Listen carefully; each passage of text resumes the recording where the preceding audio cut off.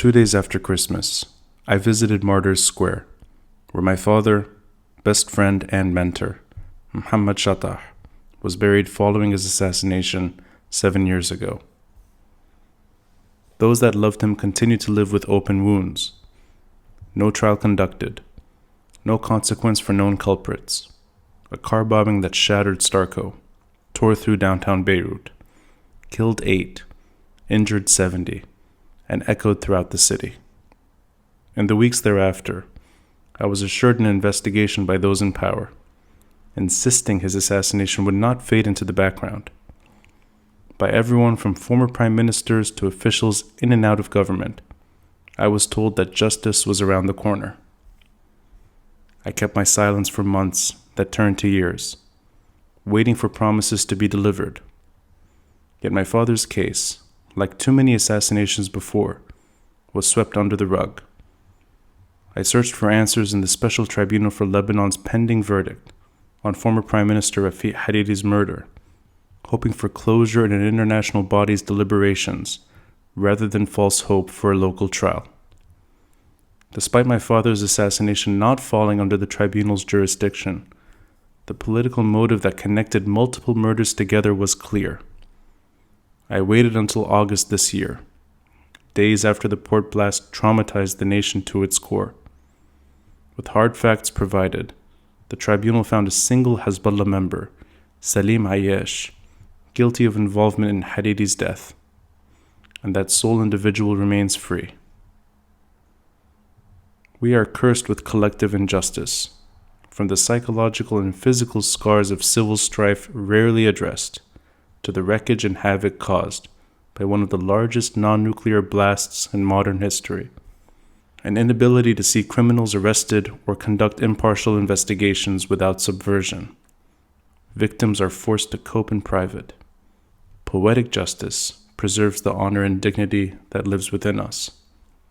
We chanted in years past for sovereignty and accountability.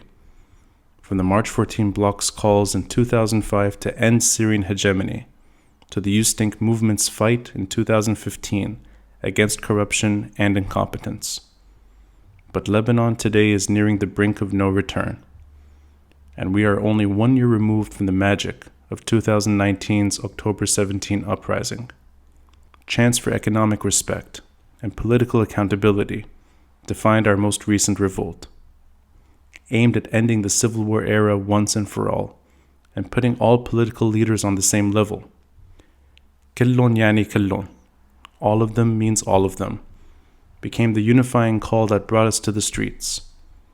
Yet today, though demands for the removal of an unpopular political class linger, they will likely fade unless justice takes hold. And for Lebanon to live, all aspects of reform to who determines peace and war must be addressed, and that discussion must include Hezbollah's weapons. It is a fact that the protesters who took to the streets following October 17 were blaming all political parties for our status quo, and it would be absolutely false to suggest that October 17's aspirations and March 14's demands are one and the same. But voices that effectively challenged the status quo prior to October 17 were not debated through dialogue. They were suffocated and killed. My father's final words, posted on Twitter minutes before the car bombing that took his life, reflected that sentiment. Quote, Hezbollah is pressing hard to be granted similar powers in security and foreign policy matters that Syria exercised in Lebanon for 15 years, end quote.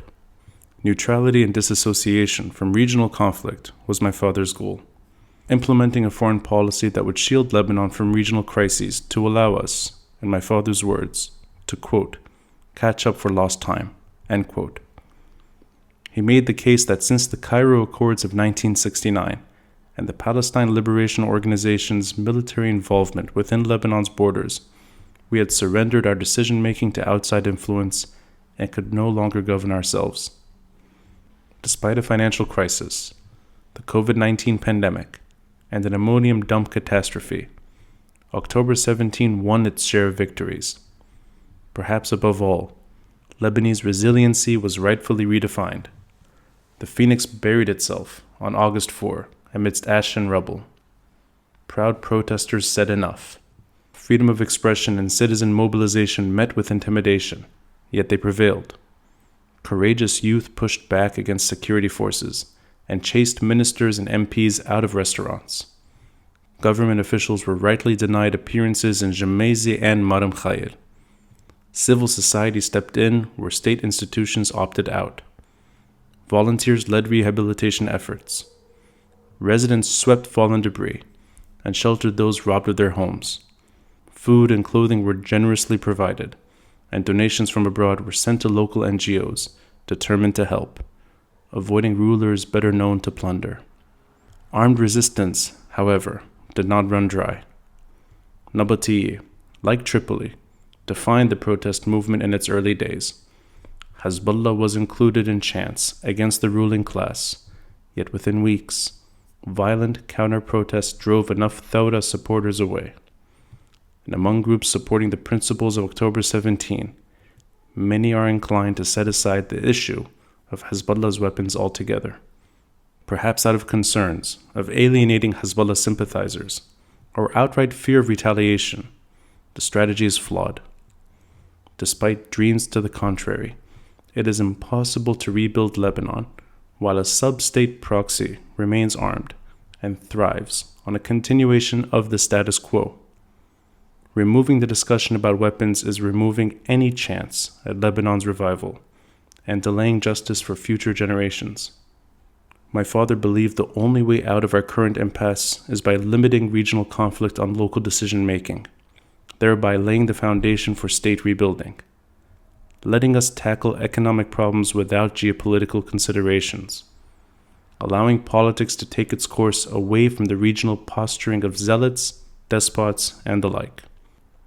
A long-term policy that would dislodge us from perpetual chaos, heal our wounds, and deliver lasting post-war reconstruction.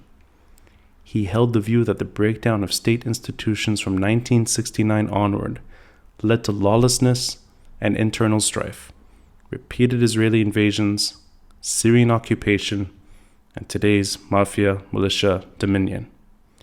And for reform to see the light of day, all militia need to become part of our history. Crimes cannot be shielded for the sake of sensitivity. Recent variations of national debate over sub-state weaponry is all but dictated on Hezbollah's terms. Dialogue for the sake of dialogue is simply a process without solutions. The 2012 Ba'abda Declaration of Dissociation from the Syrian war was signed by Hezbollah and effectively ignored.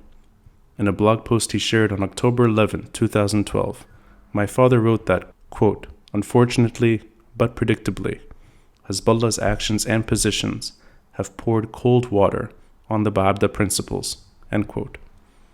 And in a tweet dated November 14, 2013, he described the three options Hezbollah is offering Lebanon, quote, "outsourcing state sovereignty to them, falling into civil war, or pushing for divorce. None bodes well." On the other side, principles, fantastical or not, are the only pillars we can build from. There is simply no place for an armed Hezbollah should Lebanon turn the page and put an end to half a century of violence and decay. Selective justice is inconsistent, and 30 years since the official end of the Civil War, inconsistency defines our post-war order. Intermittent waves of prosperity, followed by periods of battle, breakdown, and failure. Security and foreign policy may not be October 17's priority, and emphasizing local problems remains the backbone of continued chance for change. But ignoring sovereignty will lead to collapse. Last year, this time of year, I joined thousands of protesters hopeful for their future. Passion on display, our national pride in full sight. And today, Martyrs Square is silent. I used to walk here with my father before he became a public figure. We visited Rafiq Hariri's makeshift tomb together on several occasions in 2005. Back then, spray-painted repeatedly across posters and walls was the word meant to end political violence once and for all, a norm robbed from most of our modern history. and a defining principle that matters most: justice.